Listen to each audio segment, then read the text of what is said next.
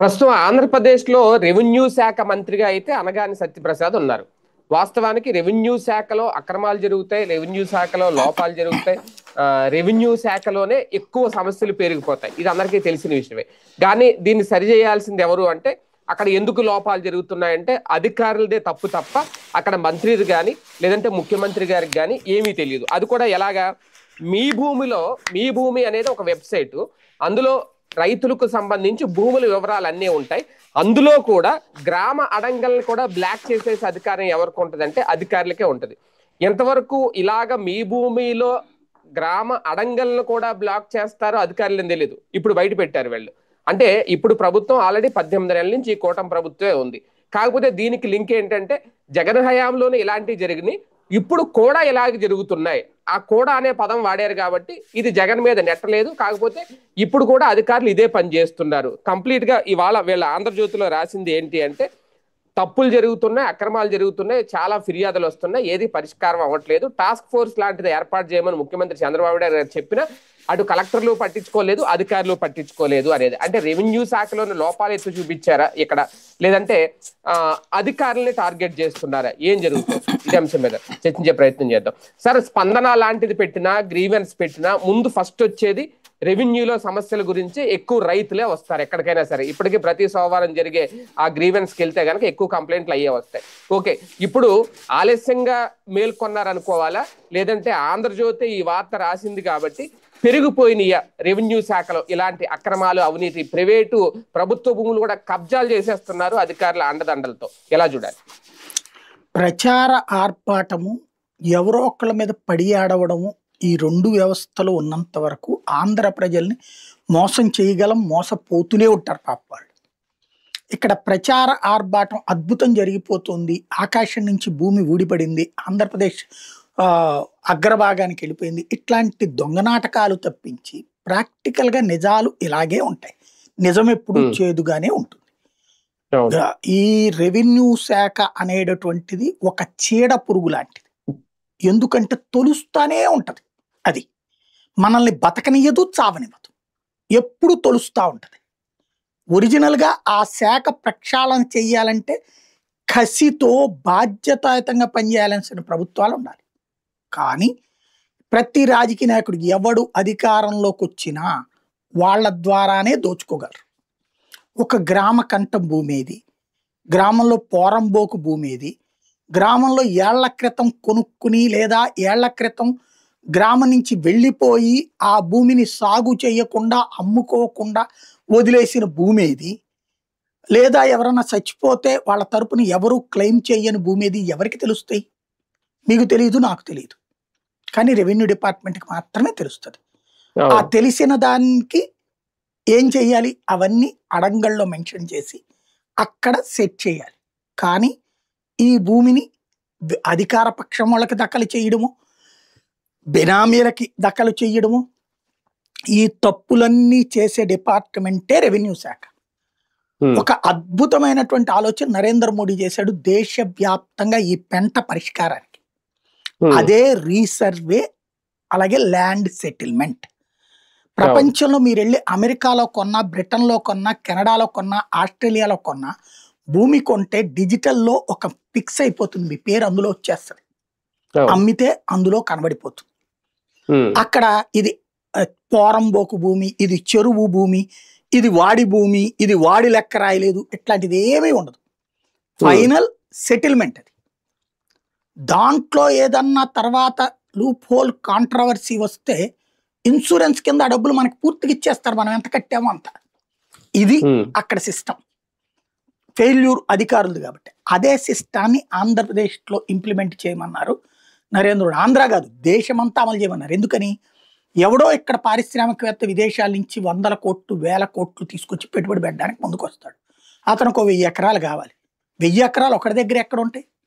వాడిది 1 ఎకరం, వాడిది 1 ఎకరం, వాడిది 1 ఎకరం, ఇట్లా తీసుకుని కొనుక్కోవాలి.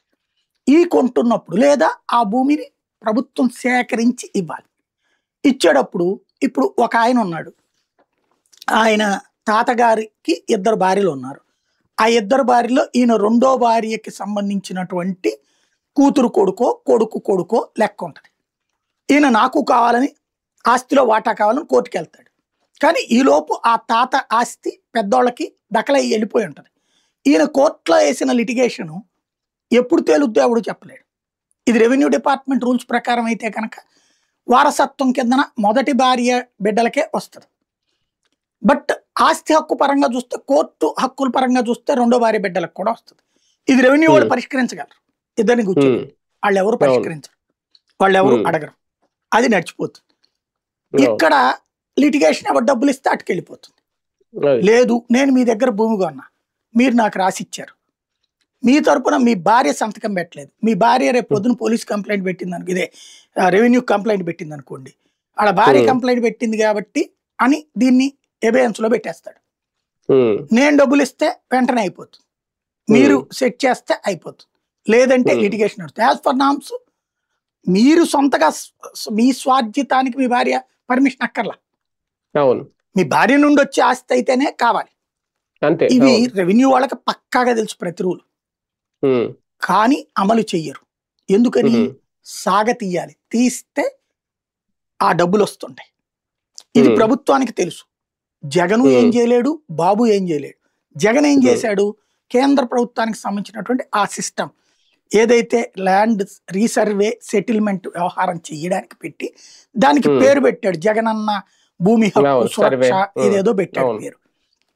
అక్కడ జగన్ చేసిన తప్పు ఏంటంటే జగన్ ని మాబ్ లో పెట్టి ఆ పిల్లర్లకి జగన్ బొమ్మలు, లేదంటే ఆ పాస్బుక్ జగన్ బొమ్మలు, ఇవి సద్వినియోగం చేసుకుని జగన్ మీద నెగిటివ్ సృష్టించి ఇంకేముంది స్థలాలు లాగేసుకున్నారు, మీ ఇళ్ళు లాగేసుకున్నారు, మీ ఆస్తులు తాకట్టు పెడతారు అన్నటువంటిది ఒక దుష్ప్రచారం చేస్తే ఆ ట్రాప్ లో పడిన జనం జగన్ కి వ్యతిరేకంగా వెళ్ళారు.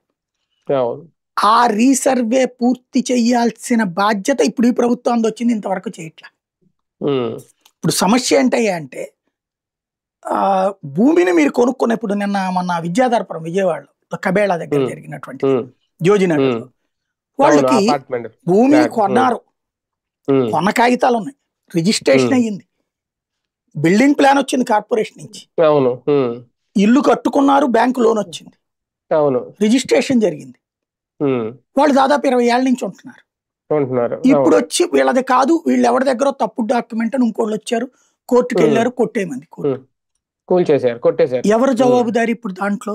ఇప్పుడు వాళ్ళందరి పరిస్థితి ఏంటి పాపం? వాళ్ళ జీవితం ఏంటి? జీవిత కాలం సంపాదించుకున్న సొమ్ము సర్వనాశనం అయిపోయి నడి రోడ్డు మీద నిలబడ్డారే, అది కూడా 20 ఏళ్ల తర్వాత. ఇవాళ రోజున వాళ్ళు ఏంటి, ఆ రోజున యుక్త వయసులో 4 రూపాయలు సంపాదించుకుని ఉంటారు, లేదా అప్పు చేసుకొనుక్కుని ఉంటారు. ఇవాళ అదంతా పోతే నడి రోడ్డు మీద నిలబడితే బ్రతుకేంటండి? ఎవడు వాళ్ళ పట్ల చూస్తున్నారు? ఓ రోజు మీడియాలో హడావిడి జరిగింది, 2 రోజులు అయిపోయింది, మేము వాళ్ళని ఆదుకుంటామని అభయహస్తం చూపించారు, ఏం ఆదుకున్నారో తెలియదు. ఏమి జరిగినప్పుడు ఆస్తులు కొనాలంటే భయపడతారు సార్. అసలు వాళ్ళ హైదరాబాద్ లో హైడ్రా అంతే దరిద్రం కదండి. ఏంటది? ఎవడో పాపం ఏళ్ల తరబడి కష్టపడి డబ్బులు సంపాదించుకుని తీసుకొచ్చుకుంటే ఈడెళ్ళి కూల్చేస్తాడు. అదేమంటే బఫర్ జోన్ అంటాడు, ఎఫ్టీఎల్ అంటాడు, లేకపోతే ప్రభుత్వం అంటాడు, పోరంబోక్ అంటాడు. ఎవరికి తెలుసు? అది హెచ్ఎండి అప్రూవల్ ఉంది, అలాగే జిఎంసి అప్రూవల్ ఉంది, రిజిస్ట్రేషన్ జరిగింది, బ్యాంక్ లోన్ వచ్చింది. తర్వాత కూల్చేస్తే ఏమైపోవాలా జనం? ఇప్పుడు అలాగే ల్యాండ్ లిటిగేషన్స్ ఎట్లా ఉంటాయంటే, ఇప్పుడు మా ఏది ఎక్కడో ల్యాండ్స్ ఎప్పుడో కొనేసి ఉంటారు, కొనేసి ఆ రోజుల్లో పేపర్ మీద రాసుకుని ఉంటారు, ఆ రాసుకున్నది కూడా చెల్లి అవుతుంది సాదా బైనామా కింద. కానీ ఆ తర్వాతన లీగల్ లిటిగేషన్ అవతలోళ్ళు పెడితే గనక కుదరదు. కానీ రిజిస్టర్ వీళ్ళు రెవెన్యూ వాళ్ళు దాన్ని సాదా బైనామాని యాక్సెప్ట్ చేయొచ్చు, కానీ చెయ్యరు. ఇప్పుడు దానికి వీళ్ళు ఏం రాస్తారు? అదే సాదా బైనామాకి 1000 రూపాయలు ఇస్తే అయిపోతుంది, లేకపోతే 2000 ఇస్తే అయిపోతుంది వారసత్వం, ఇట్లాగ రాస్తారు పేపర్లో. గ్రౌండ్ లెవెల్లో అక్కడ రిజిస్టర్ చేయరు. ఈవెన్ స్థలం కొన్నాక పట్టాదారు పాస్బుక్ ఎందుకు ఇరండి నాకు అర్థం కాలేదు. ప్రపంచంలో ఎక్కడా ఇలాంటి దరిద్రం లేదు, దేశంలో కూడా ఇంత దరిద్రం ఎక్కడా లేదు. దేశంలో కూడా రెవెన్యూ లిటిగేషన్స్ వస్తాయి, కానీ మన ఆంధ్ర తెలంగాణలో పుట్టినంత దరిద్రం ఇంకెక్కడా లేదు. దొంగలు బహిరంగంగా తిరుగుతారు, పోలీసులు మనకేమి సాయం చేయరు. పోలీస్ అంటే అక్కడ రెవెన్యూ డిపార్ట్మెంట్, పైగా దొంగలతో చేతులు కలుపుతారు. ఇక్కడ వచ్చి కంప్లైంట్ ఇస్తే కంప్లైంట్ తీసుకునే ప్రభుత్వం నిద్రపోతుంటది. వాళ్ళకి బాకాలు ఊదే తానతందన పత్రిక కూడా రాసింది, కానీ ఏం చేస్తారు? ఇప్పుడు అదేదో వారం వారం మీటింగ్లే కాదు, ఈయన వెళ్ళి అసలు రాష్ట్రంలో అందరి సమస్యలు తీరిపోయినాయి, అందరూ సుఖ సంతోషాలతో ఉన్నారు, ఆనందం ఎగిరి గంతులేస్తున్నారని రోజు మీటింగులు చెప్తున్నాం. మరి ఏం జరుగుతోంది ఇక్కడ? ఎవరి డబ్బులు ఎవరు తింటున్నారు? ఎవరి ఆస్తులు ఎవరు తింటున్నారు? పల్లె ప్రాంతాల్లో ఎన్ని గొడవలు నడుస్తున్నాయి, ఎంత గందరగోళం జరుగుతోంది, ఎవ్వడికి పట్టట్ల. రెవెన్యూ వాళ్ళే అధికార పక్షం వాళ్ళకి హెల్ప్ చేస్తున్నారు కాబట్టి రెవెన్యూ వాళ్ళ మీద కంప్లైంట్లు అడిగారు. ఇప్పుడు రెవెన్యూ వాళ్ళు వీళ్ళకి హెల్ప్ చేస్తూ డబ్బులు సంపాదించుకుంటారు, రెండో పక్కన వాళ్ళు కొంత ఆస్తులు వాళ్ళ వాళ్ళ పేర్లతో రాసుకుంటారు సైలెంట్. వీళ్ళకి 10 ఇస్తే వాళ్ళు ఒకటి తీసుకుంటారు, పోయేదే ఉంది. ఇది ఒక ఇవాళ ఎట్లా అయిపోయిందంటే విచ్చలవిడిగా జరిగిపోతుంది ఆంధ్రాలో.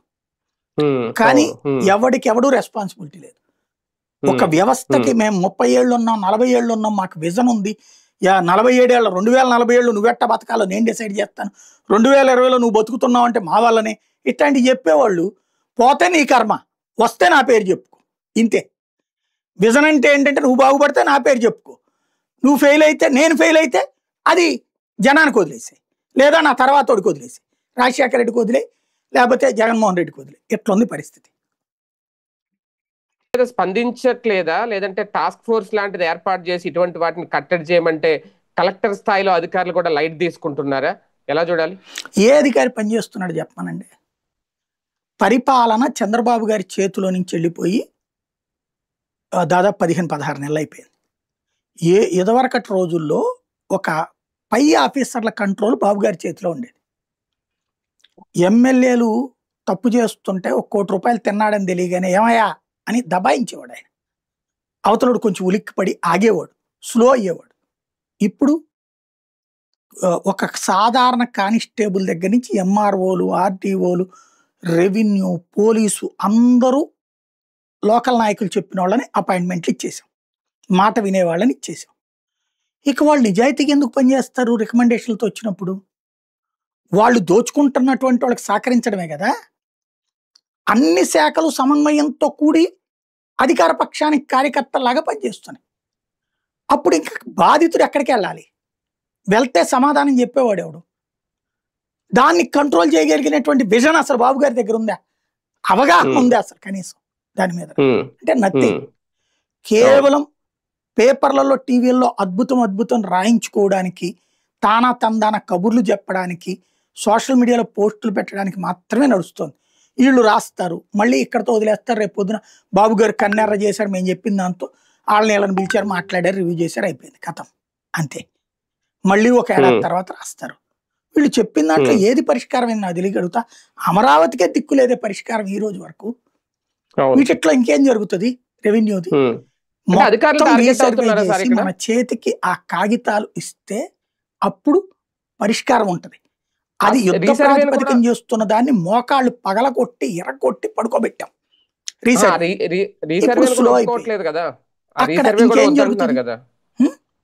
ఆ రీసర్వే కూడా వద్దంటున్నారు కదా. ఇప్పుడు ఆ రీసర్వే ఎవరు చేయమన్నారని అడిగారు అనేదే కదా వీళ్ళు చెప్తున్నారు. రీసర్వే చేయకుండా నువ్వు ఎట్టా సెట్ చేస్తావు, ఎలా పరిష్కరిస్తున్నావు తెలియక. రీసర్వే చేసి ఆ సర్వే నెంబర్లకు బదులు LPM నెంబర్లు ఇస్తున్నారు, ఎవరేమన్నారు ఇది అనేది, ఇది కూడా తప్పనే కదా వీళ్ళు చెప్తుంది. ఇప్పుడు అది అవగాహన చెయ్యి నువ్వు. ఇప్పుడు ఇదివరకు మనకి డోర్ నెంబర్ బేసిస్ మీదనే ట్యాక్స్లు ఇచ్చేవాళ్ళు, గుర్తుందా? కార్పొరేషన్స్ కానీ మున్సిపాలిటీలకు కానీ 11-2-33/1 ఇట్లుండే కదా. అవును అవును.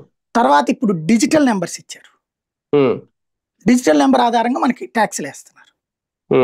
ఏముంది నష్టం? డిజిటల్ నెంబర్ ఎందుకు? కంప్యూటర్లో ఈజీగా ఉంటాయి. ఈ బారో బయ్యో ఎక్కడో తేడా రాకుండా, ఓ రకంగా చెప్పాలంటే ఇది అట్లాంటిది.